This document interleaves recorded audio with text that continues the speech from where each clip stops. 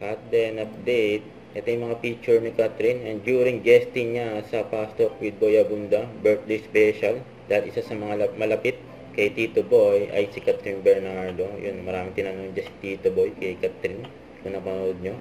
At ito, may nagpa-picture pa nga kay Catherine, isa sa mga staff sa Fast Talk, and nakasabay niya pa sa elevator.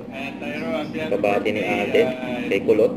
It was really nice working with you. Nakabait ka palagi. Birthday clip. Sana makatrabaho pa kita during taping. Okay? Kulang araw.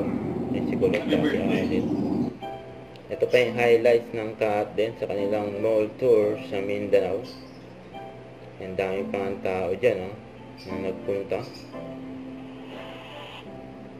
Ayan sila sa backstage, kasama yung mga staff dyan sa pinuntahan nilang mall. Ayan, napaindak pa sila sumayaw. Yan, na game sila. Siyempre kasama ang Catden. Yan, tawang-tawa pa nga ang Catden. Yan, nag-enjoy ang Catden sa kanilang mall tour. Ayan.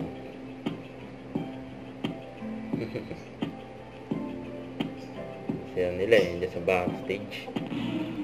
Ganyan karaming tao nagpunta. Dyan sa Jensen.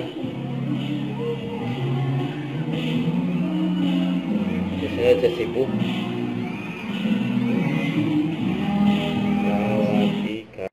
Huwag kalimutan mag-subscribe, click ang notification bell para ma-update po ang future reaction vlog. Bye guys, for what?